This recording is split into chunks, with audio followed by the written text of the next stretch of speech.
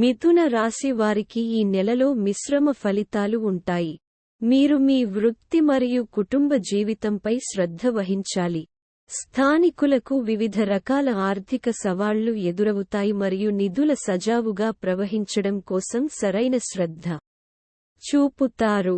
ఈ నెలలో దూర ప్రయాణాలు చేసే అవకాశాలు ఉన్నాయి మరియు ఇది స్థానికులకు లాభదాయకంగా ఉంటుంది. కెరీర్ పరంగా చూస్తే ఈ నెల హెచ్చు తగ్గులతో నిండి ఉంటుంది. మాసం ప్రారంభంలోనే 10వ ఇంట్లో రాహువు, కుజుడు, బుధుడు వంటి గ్రహాల కలయిక ఉంటుంది. మీ కార్యాలయం చుట్టూ ఉన్న వాతావరణంతో మీ మనస్సు చెడిపోయే అవకాశాలు ఉన్నాయి మరియు మీరు మీ చుట్టూ గొడవలు ప్రారంభించవచ్చు. తప్పుగా సంభాషించే స్థాయిలు ఎక్కువగా ఉన్నందున మీ చుట్టూ ఉన్న వ్యక్తులతో గొడవపడే అవకాశాలు చాలా ఎక్కువ. మీ ఉద్యోగంపై ప్రతికూల ప్రభావాలకు బలమైన అవకాశం ఉంది, కాబట్టి దానితో జాగ్రత్తగా ఉండండి. విద్యార్థుల గురించి మాట్లాడినట్లయితే సూర్యుడు, బృహస్పతి మరియు శుక్రుడు వంటి గ్రహాలు 5వ ఇంటిపై ప్రభావం చూపుతాయి కాబట్టి ఈ నెల వారికి అనుకూలంగా ఉంటుంది మరియు ఇది మొత్తం మేధస్సు అభివృద్ధికి దారితీస్తుంది. మీ తెలివితేటలు టాపిక్లపై కొత్త అవగాహనతో అభివృద్ధి చెందుతాయి మరియు సబ్జెక్టులను ఏకకాలంలో చదివి అర్థం చేసుకుంటాయి. ఇది స్థానికుల జ్ఞానం యొక్క మరింత పెరుగుదలకు దారితీస్తుంది. కానీ 10వ ఇంట్లో కుజుడు 5వ ఇంటిని కూడా కలిగి ఉన్నాడు మరియు ఇది నెలలో వివిధ విరామాలలో చిన్న ఇబ్బందులను కలిగిస్తుంది.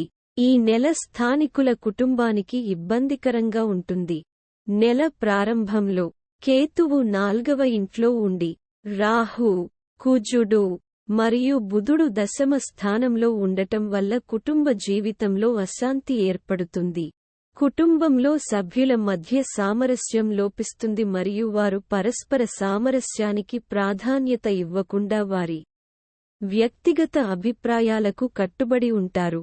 ఇది కుటుంబ శాంతికి విఘాతం కలిగిస్తుంది. మీ ఆర్థిక పరిస్థితిని పరిశీలిస్తే నెల ప్రారంభం అనుకూలంగా ఉంటుంది.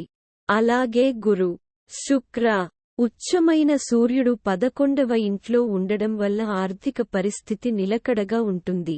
బహుళ మార్గాల ద్వారా ధనలాభం పొందే అవకాశాలు ఉన్నాయి. మీరు వ్యాపారం చేస్తే లాభాల స్థాయిలు పెరుగుతాయి మరియు ఉద్యోగం చేసే విషయంలో ఉద్యోగం ద్వారా డబ్బు వచ్చే అవకాశాలు చాలా ఎక్కువగా ఉంటాయి.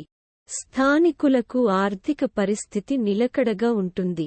ఆరోగ్య దృక్కోణం నుండి మాసం బాగానే ఉంటుంది మరియు 4వ మరియు 10వ ఇంటిపై రాహు, కుజుడు మరియు బుధుడు మరియు కేతువుల ప్రభావం ఛాతీ ఇన్ఫెక్షన్ లేదా ఒక రకమైన మంటను సృష్టిస్తుంది.